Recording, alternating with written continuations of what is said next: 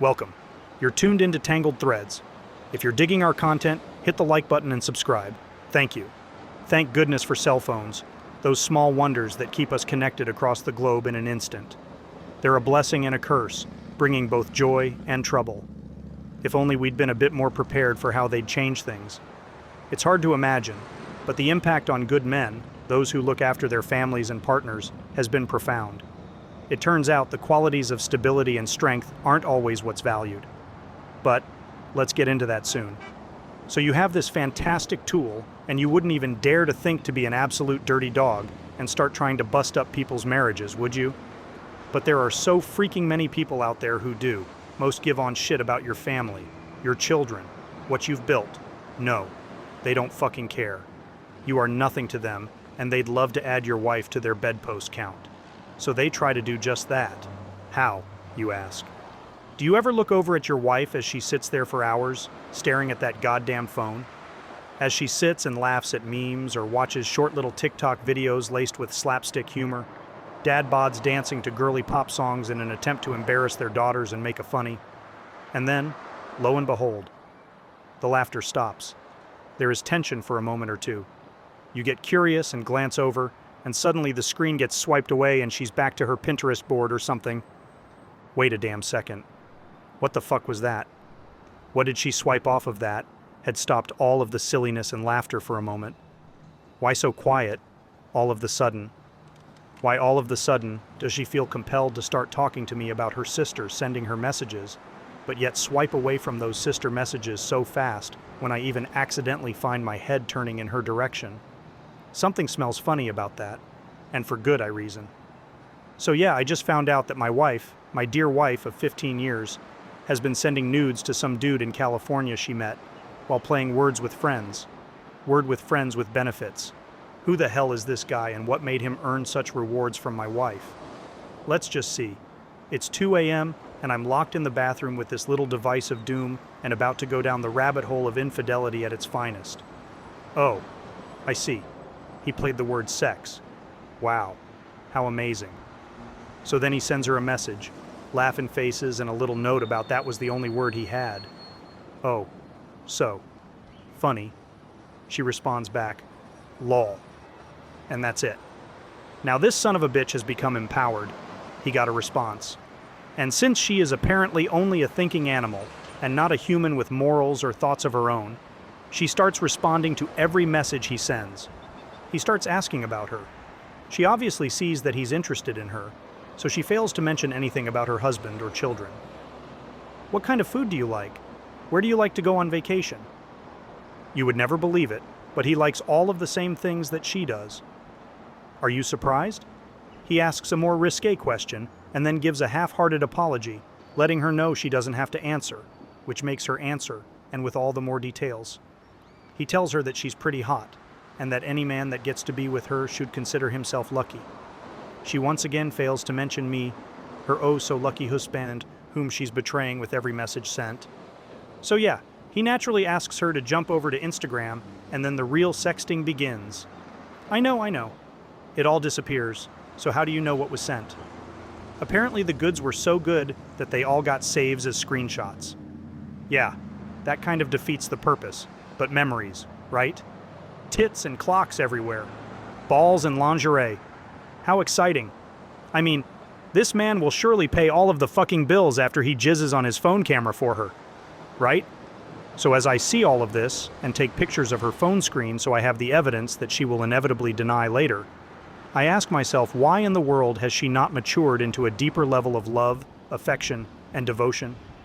Has life become so routine that cheating is the only way to get a rush? Why not make things exciting for your spouse? Why not say what the hell you want? Why not take control, or God forbid, you show some gratitude to those around you and to the universe for giving you a solid home with food on the table, and a nice car and a nice job, beautiful children, and so on?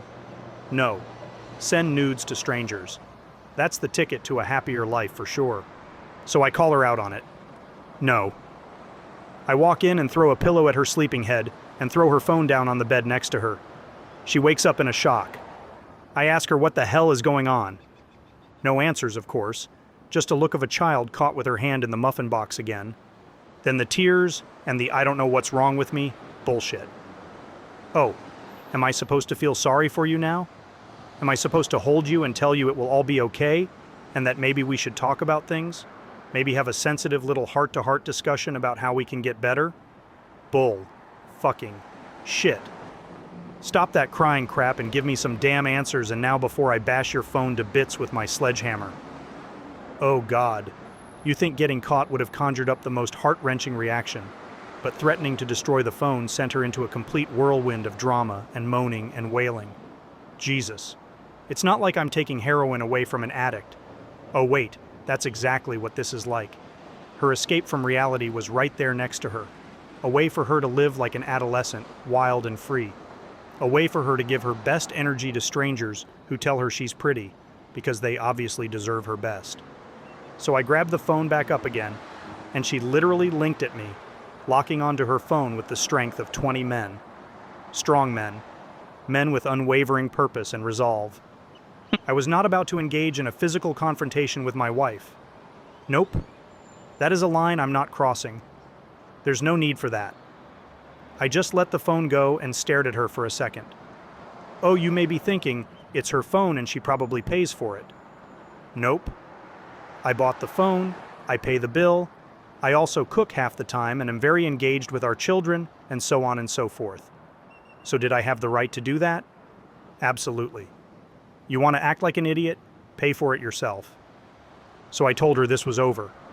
I was not about to stay married to someone that behaves like this. It's disgusting and ridiculous. Then the tears again, and the sobbing, and the I'm sorry, and even an attempt at make-up intimacy. I'm sorry, but my anaconda wasn't even interested at that moment. I have worked too hard for too long, building a family and building a house and building a career to take care of everyone, just to have to deal with this kind of disloyalty. The initial anger faded into disappointment.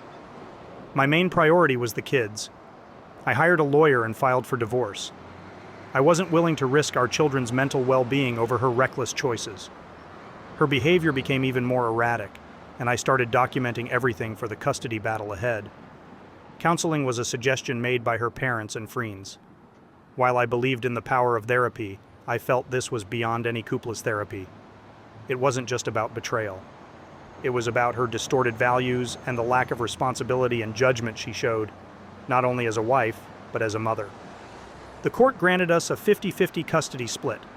However, she seemed less interested in taking care of the kids and more focused on her online life, so they ended up with me 95% of the time. I was more than fine with this setup, knowing that my children were safe from any dangers associated with her careless interactions on social media. She continued her spiral, her life increasingly becoming a train wreck. She became notorious in the online community, jumping from one relationship to another, chasing momentary highs and fleeting attention.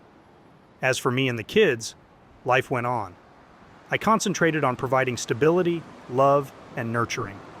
I also made sure they were given the right tools to understand the world of technology, with its endless opportunities and pitfalls. We settled into a routine. Weekends were reserved for picnics, movie nights, and board games. Their laughter filled the house. They grew stronger, more resilient, and understanding.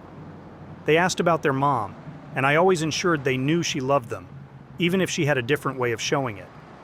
While I ensured they had a connection with their mother, I also kept my guard up. I had seen the dark side of the digital age and was determined to protect my kids from it. Years passed. The kids grew older, wiser, and more understanding. They began asking harder questions, and I tried to answer as honestly as I could, ensuring they knew that people are complex and can make mistakes. In the end, it wasn't about revenge. It was about love, protection, and ensuring the kids grew up with the right values in a world increasingly disconnected from reality. Life wasn't perfect, but it was stable and filled with the laughter and love of my children. That was all I ever wanted. Well, at least the kids have a stable and loving force in their lives. It sucks that a man can provide so much and still lose a big part of his life so easily. What do you think? Let us know in the comments section below. When you subscribe, be sure to click the notification bell. Click here for more Tangled threads. This woman is vile. I mean straight vile. Anyways, let us know your thoughts in the comments section below. When you subscribe, be sure to click the notification bell. Click here for more Tangled threads.